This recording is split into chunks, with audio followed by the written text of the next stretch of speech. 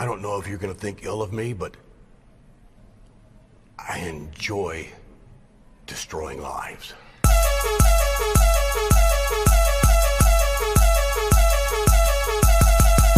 That's right, baby. We're doing Golden Tate. Let's go! Throughout the history of the NFL, there's perhaps never been a receiver more blatantly disrespectful, connivingly devious, and downright diabolical as Golden Tate, a player who, on the surface, had a decent to average NFL career, playing in the league for 10 years, mostly with the Lions and Seahawks. However, fuck the numbers and fuck the stats. Golden Tate was nothing like the average NFL receiver, because when the ball was in his hands, there was nobody quite like him. Golden Tate's story is a chronology of disrespect, a timeline of the nastiest of nasty moments, beginning all the way back during his time at Notre Dame. Tate was a notorious yak demon, putting up big play after big play. However, his most infamous moment in college came in a game versus Michigan State.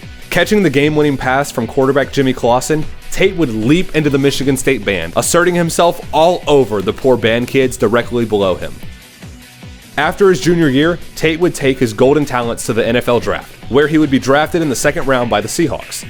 In Seattle, Golden made a name for himself as an effective kick returner, putting up some great plays in his first 2 years. However, at the start of his third season, during a last-second Hail Mary versus the Green Bay Packers, Tate would be thrust into the NFL spotlight. Receiver to the left. The Packers playing at the goal line. As Wilson scrambles to keep it alive. The game's final play is a Wilson loft to the end zone, which is got more by Tate with Jennings simultaneous. Who has it? Who do they give it to? Touchdown!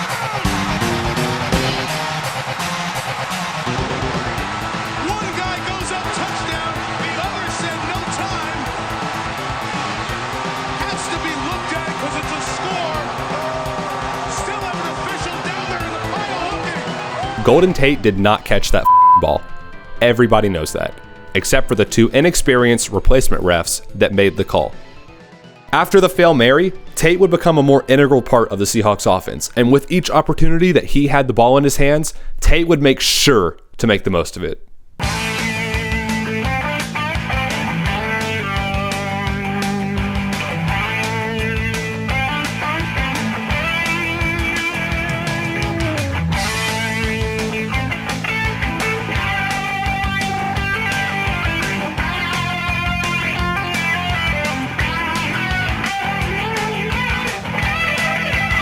Golden Tate was the man with the ball now for the first time in his professional career, and he wasn't going to squander it.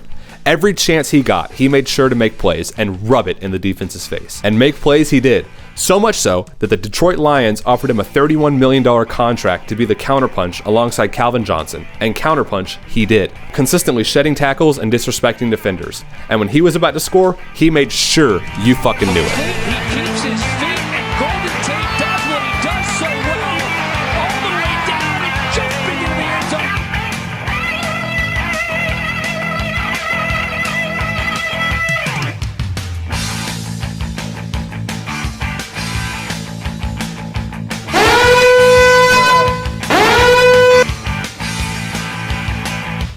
Like seriously, you did not want to be the guy trying to make a tackle on Golden Tate.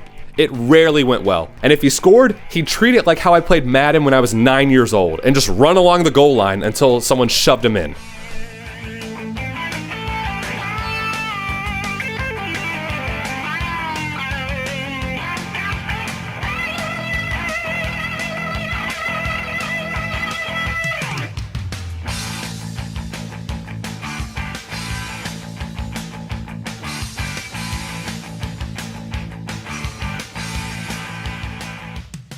After the Lions, Golden would play for 2 more teams, the Eagles and the Giants. And while it was clear his most productive years were behind him, he would have a couple vintage Golden moments left in him,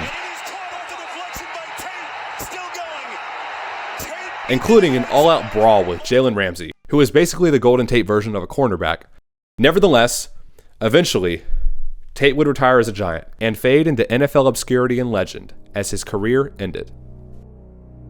Golden Tate poses a very interesting question in sports. What is a legacy? In the modern era, legacies are usually formed by one thing: rings. In the eyes of the historians, championships determine the success or failure of a player. I'll bet most of you didn't know that Golden Tate actually has a Super Bowl ring. Super Bowl 48 with the Seattle Seahawks. That means he has the same amount of rings as this guy, and this guy. And more rings than this guy, and this guy. Was he a better player than any of them? No. Hell no. Absolutely HE double hockey sticks, no. Well, was he remembered more than any of them? Also no. Probably not. And Golden Tate knew this. He always did. And he didn't give a shit, because he crafted his own legacy. He's not remembered for being a champion, for finishing top 10 in Heisman voting, making the Pro Bowl, or for being drafted by a baseball team. He's remembered for being an absolute fucking badass.